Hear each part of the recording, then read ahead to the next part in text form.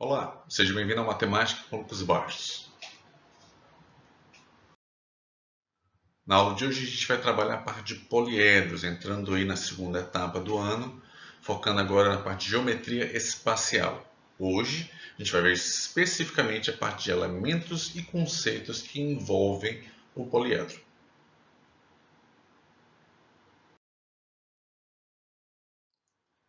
Pensando na palavra poliedro, a gente tem a seguinte definição.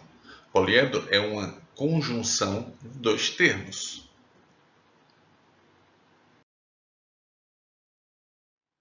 Esses termos são poli e hedron. Esses termos significam muitos, no caso do poli, e hedron significa faces, ok? Então, quando eu estou falando de poliedros, eu estou pensando em figuras espaciais com muitas faces. Professor, tem uma definição mais acertada sobre isso? Tem. A gente está trabalhando aqui um pouco mais na casualidade, tá? Mas o poliedro ele é um sólido geométrico fechado, composto por faces que se interligam por meio de arestas, tá? Essa seria a definição um pouco mais técnica. Mas o que é que você precisa saber? Poliedro são sólidos geométricos formados por muitas faces. Quando eu falo faces, eu estou falando de polígonos, tá? São superfícies planas, poligonais, tá? Nesse caso, então, não inclui nada que seja arredondado, beleza? Vamos lá. Quando eu penso então em figuras espaciais, obviamente eu não estou falando sobre espaço sideral, mas sim espaço tridimensional, tudo aquilo que nos cerca, certo? Então eu estou falando de tridimensionalidade, estou falando de três eixos de definição perpendiculares. Então eu tenho, se eu pensar no comprimento como sendo um eixo, eu tenho aí uma dimensão que é o que compõe as retas. Quando eu penso em duas dimensões, que eu estou falando da largura, por exemplo, que já é um eixo perpendicular ao eixo do comprimento, eu vou para a segunda dimensão e aí eu começo a trabalhar com figuras planas, tal qual o quadrado. Quando eu estendo um terceiro eixo perpendicular aos dois anteriores, por exemplo, a altura, eu já vou para as figuras tridimensionais, o 3D, que são figuras que englobam três dimensões, tá? Quando a gente fala de três dimensões e quando a gente fala de eixos dimensionais, como eu tracei aí, comprimento, largura e altura, aí eu tracei semi-reta, só para ficar uma coisa mais agradável visualmente. Tá? Mas tanto o eixo do comprimento como da largura como da altura, eles se estendem infinitamente para os dois lados, porque os eixos são retas, não são semi-retas. Tá bom? Aí é porque eu tratei apenas com uma das partes que a gente vai trabalhar no espaço, que é quando a gente fala de figuras reais. Beleza? Professor, como é que seria então a quarta dimensão? Para traçar uma quarta dimensão, eu preciso criar um outro eixo que seja perpendicular aos três eixos já existentes, certo? E aí que a gente tem um problema. Nós, seres humanos normais, não conseguimos enxergar a dimensão acima da terceira. Professor, mas então existe a quarta dimensão, existe a quinta, a sexta, a sétima, a oitava, a nona e assim por diante. Existem N dimensões, infinitas dimensões, e todas elas provadas matematicamente, certo?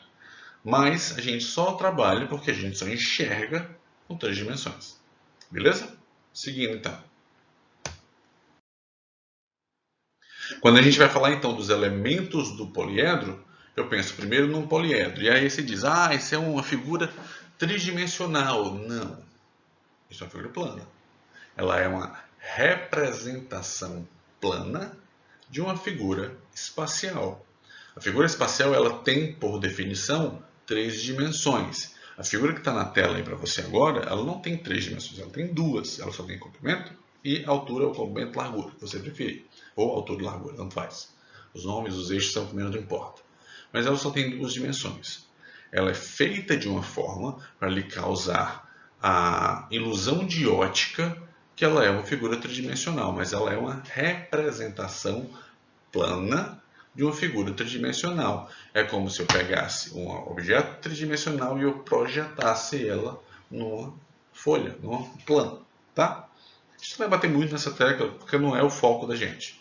Mas só saiba que Todos os desenhos que a gente vai ver daqui em diante são representações planas de figuras tridimensionais. Por mais que a gente fale, olha esse cubo, é óbvio que eu estou falando da representação plana do cubo, tá bom? Só tecnicalidades aqui. Quais são então os elementos do poliedro? Os elementos do poliedro são vértice, que é a ponta, é onde você fura o dedo. A aresta, que é a borda, que é se for afiado, onde você corta o dedo. E a face, que é a superfície, que é onde você pode encostar o dedo e apoiar ele, certo?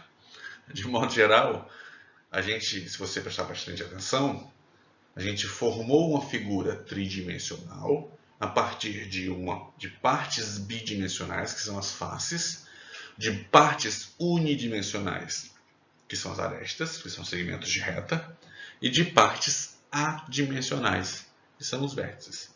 Adimensionais. Adimensionais não é de admissão, é de não dimensão. Os pontos, que são os vértices no caso aí, eles não têm dimensões, tá? Óbvio que no desenho ele vai ter, se botar uma régua, você vai ter a medida do ponto aí no meu desenho.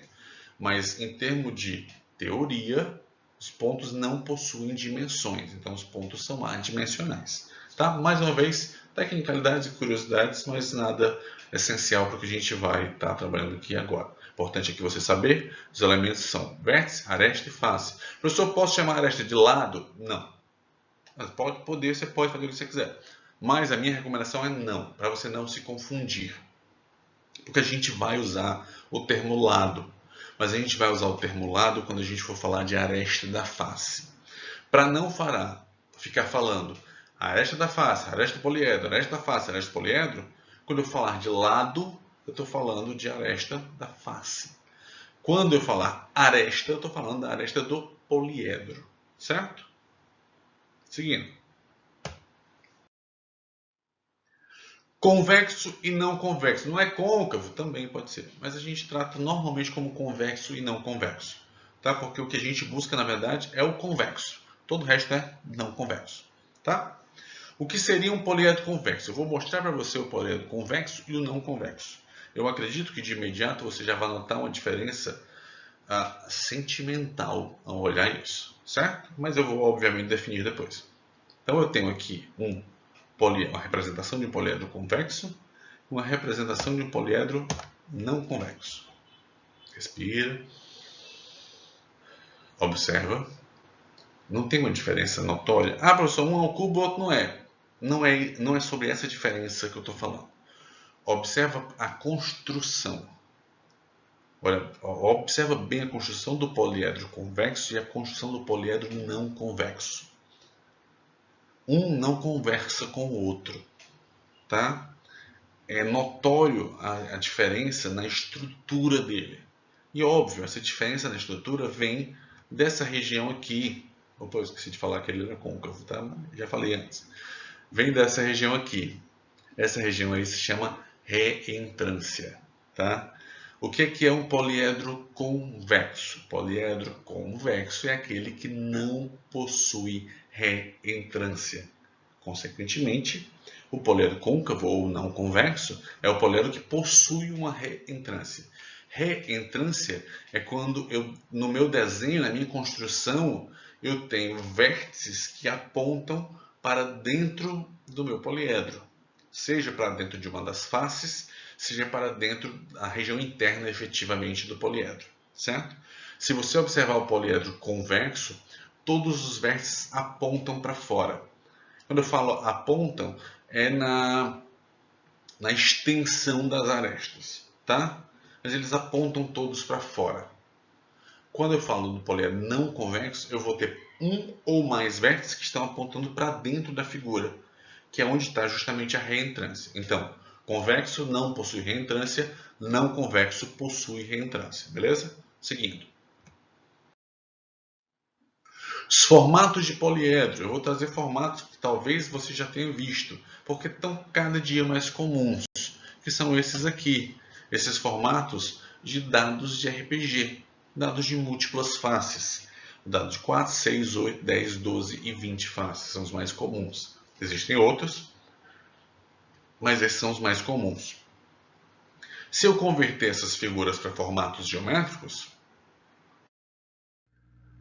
eu passo a ter essas formas, que são as formas de representações planas daquelas figuras espaciais que são os dados, ok? E aí, quando eu vou formar o nome deles, eu tenho que pensar na conjuntura dos elementos do nome desses poliedros, que é feito pelo número de faces, o prefixo relativo ao número de faces, e edro, que é justamente o sufixo que simboliza face. Tá? Então, por exemplo, ali no dado que seria o dado de 4 faces, eu tenho o tetraedro, tetra de 4 faces, edro de faces. Depois eu tenho o hexaedro, o octaedro, hexaedro que é o cubo. Depois eu tenho o octaedro, o decaedro, o dodecaedro e o icosaedro. Esses são os mais comuns, tá? São as formas geométricas que vocês vão ver com mais frequência, porque são as mais comuns. Esses sólidos recebem o nome de sólidos de Platão, tá? O sólido de Platão tem algumas características especiais que talvez em outro momento eu traga à tona. Mas é importante que você perceba que eles são sólidos que carregam características simbólicas. A relação de Euler é o que a gente vai ver como mais cálculo hoje, né? A gente vai analisar muita coisa, mas a gente vai fazer algumas continhas, certo? Então aqui eu vou montar uma tabela com o número de faces, vértices e arestas de todos esses poliedros. Faces, pelos nomes eu já sei todas. Então, tetraedros são 4, hexaedros são 6, octaedros são 8, decaedros são 10, dodecaedro 12 e icosaedro 20. Mas, face então, já tiramos de letra. Vamos ver os vértices. No tetraedro, se eu for contar, eu tenho 4 vértices. E arestas do tetraedro eu vou ter 3 ao redor e 3 na base. Então, eu vou ter 6 arestas ao todo. No hexaedro, que é o cubo, eu tenho 4 vértices em cima, 4 vértices embaixo. Então, eu tenho 8 vértices ao todo. Se eu pensar em arestas, tenho 4 arestas em cima, 4 arestas embaixo e 4 arestas ao meio. Então, eu tenho 12 arestas ao todo. No octaedro começa a ficar um desafio mais interessante. Nesse octaedro eu tenho, por exemplo, as duas pontas, então os dois vértices, e eu tenho mais 4 vértices ao redor, então eu tenho 6 vértices. Se eu contar as arestas, eu tenho 4 arestas na parte superior, 4 arestas na parte inferior e 4 arestas circulando no meio como um cinturão. Tenho 12 arestas então ao todo. No decaedro já fica um pouco mais complicado. No decaedro, se eu for contar também o número de vértices, eu vou ter ali, ó, 1, 2, 3, 4, 5, 6, 7, 8, 9, 10, 11 e 12. Então eu tenho 10 ao centro e 2 nas pontas.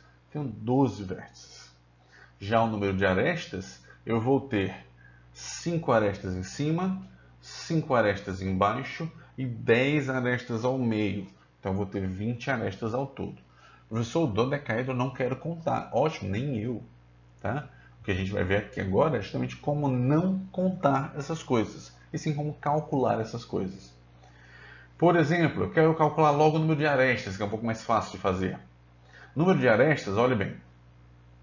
Se você considerar que as minhas faces são poligonais, né? São planas por definição, então, quando eu junto duas faces, eu tenho esse lado aqui de uma face, esse lado aqui de outra face. Quando eu junto, eu tenho uma aresta.